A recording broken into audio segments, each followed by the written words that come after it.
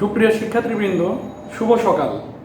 আজকের এই online video ক্লাসে তোমাদের প্রত্যেককে জানাই সুস্বাগতম। আমি মনোজিৎ কুমার বিশ্বাস, সহকারী অধ্যাপক, হিসাব বিজ্ঞান বিভাগ, মাইলস্টোন কলেজ, উত্তরা, ঢাকা। প্রিয় শিক্ষার্থীবৃন্দ, জীবন একটাই, এই জীবনকে সুন্দরভাবে গড়ে তোলার দায়িত্ব তোমার। তাই জীবনের প্রতিটি মুহূর্তকে কাজে লাগাতে হবে। সুতরাং বিলম্ব না করে চলো ক্লাসে ফিরে যাওয়া যাক। সুপ্রিয় শিক্ষার্থীবৃন্দ, আজ আমরা উচ্চ মাধ্যমিক হিসাব বিজ্ঞান প্রথম পত্রের চতুর্থ অধ্যায় হতে অর্থাৎ রেওয়ামিল হতে একটি অঙ্ক সমাধান করে দেখাবো। অঙ্কটি কুমিল্লা বোর্ড 2017 হতে নির্বাচন করা হয়েছে। প্রিয় শিক্ষার্থীবৃন্দ, তাহলে প্রথমেই অঙ্কটি দেখে নেওয়া যাক। 2016 সালের 31 ডিসেম্বর তারিখে জনাব জাওয়াদ এর খতিয়ান উদ্বৃত্তসমূহ নিম্নরূপ: নগদ তহবিল 1/1/2016 অর্থাৎ প্রারম্ভিক নগদ তহবিল। প্রিয় শিক্ষার্থীবৃন্দ, বছরের শুরুর জন্য অর্থাৎ 1/1/2016 তারিখের জন্য এটি একটি চলতি সম্পদ, কিন্তু আমরা যে অঙ্কটি সমাধান করব সেটি 2016 সালের 31 ডিসেম্বর তারিখে অর্থাৎ 2016 সালের শেষে রেওয়ামিলটি প্রস্তুত করা হবে। তাই 2016 সালের 31 ডিসেম্বর তারিখে এটি কোনো সম্পদ নয়। মজুত পণ্য 1/1/2016 অর্থাৎ এটি প্রারম্ভিক মজুত পণ্য। এটি একটি প্রত্যক্ষ ব্যয়। প্রাপ্য হিসাব 1/1/2016। প্রিয় শিক্ষার্থীবৃন্দ, বছরের শুরুর জন্য এটি একটি চলতি সম্পদ, কিন্তু বছরের শেষের জন্য এটি কোনো সম্পদ নয়। প্রদেয় হিসাব 1/1/2016। প্রিয় শিক্ষার্থীবৃন্দ, 1/1/2016 তারিখের জন্য এটি একটি চলতি দায়, কিন্তু 31 ডিসেম্বর 2016 অর্থাৎ বছরের শেষের জন্য এটি কোনো দায় নয়। বিক্রয় এটি একটি প্রত্যক্ষ আয়। ক্রয় এটি একটি প্রত্যক্ষ ব্যয়। বিক্রয় বাট্টা এটি বিক্রয়ের প্রতি হিসাব, অর্থাৎ এটি আয়ের পরিমাণকে হ্রাস করে।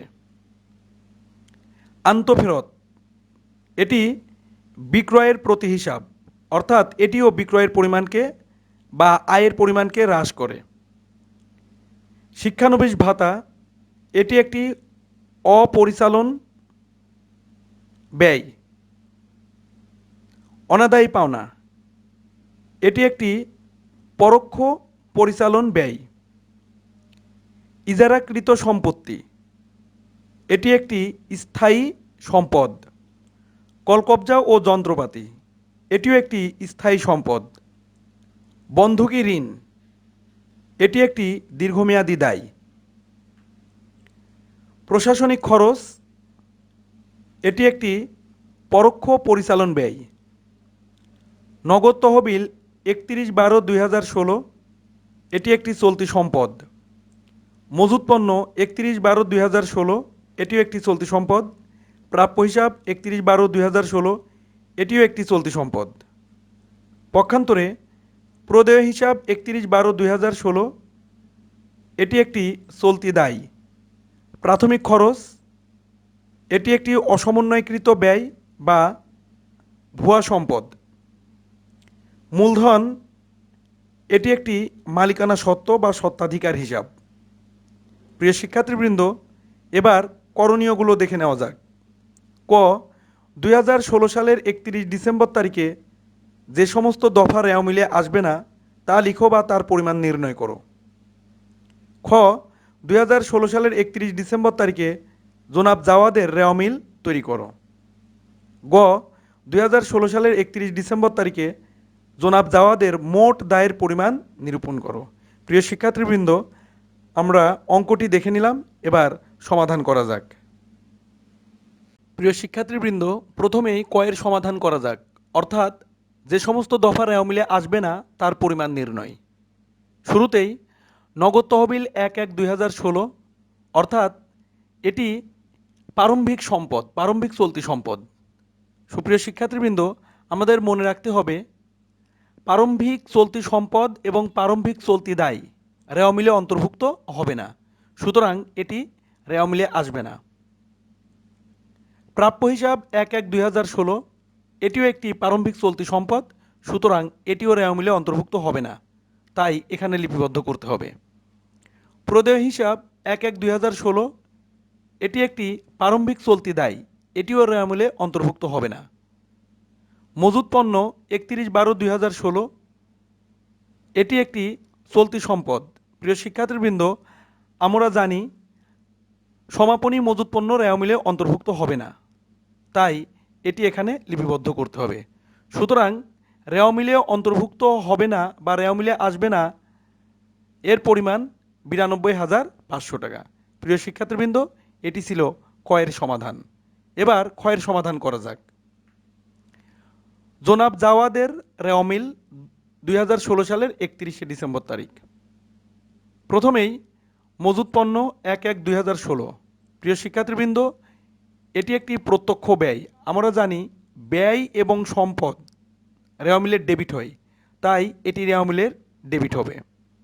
বিক্রয়, এটি একটি প্রত্যক্ষ আয়। সুপ্রিয় শিক্ষার্থীবৃন্দ, আমরা জানি আয়, দায় এবং মালিকানা সত্ত্ব রেওয়া মিলের ক্রেডিট হয়, তাই এটি রেওয়া মিলের ক্রেডিটে লিপিবদ্ধ করতে হবে।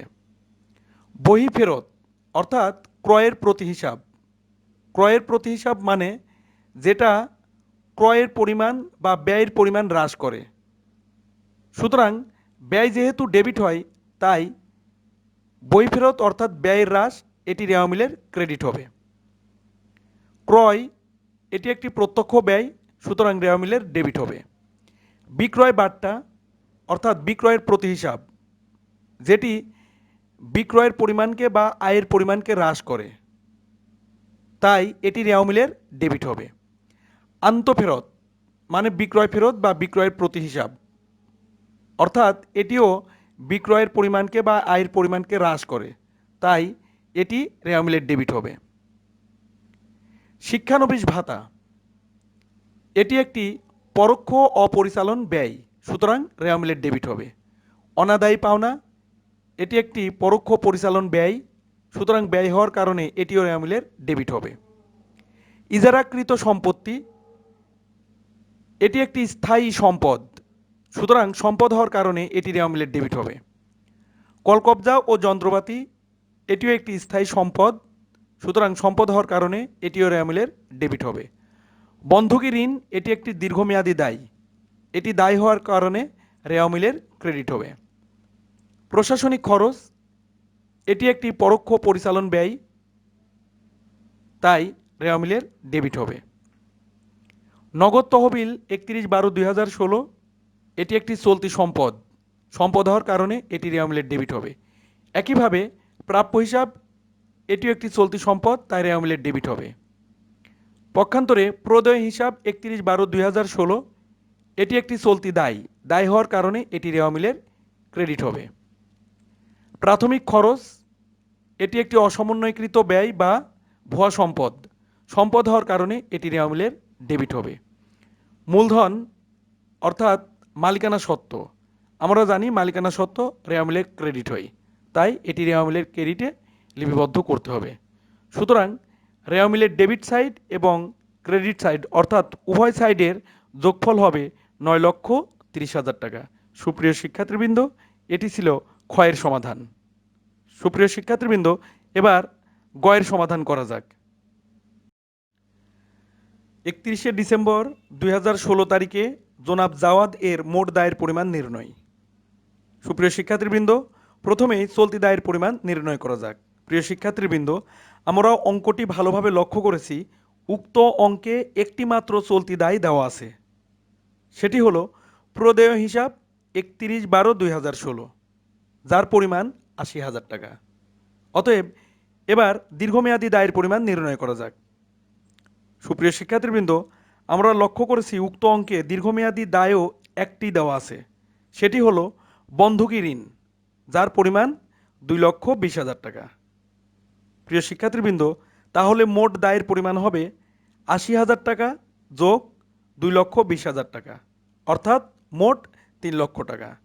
প্রিয় শিক্ষার্থীবৃন্দ, এটি ছিল গয়ের সমাধান। আমি আশা করি অঙ্কটি তোমরা বুঝতে পেরেছ। যদি না বুঝে থাকো বা কোনো অসুবিধা থেকে থাকে, তাহলে তোমার বিষয় শিক্ষককে অবশ্যই জানাবে। তিনি অবশ্যই সমাধান করে দেবেন। ধন্যবাদ সবাইকে, সবাই ভালো থাকো।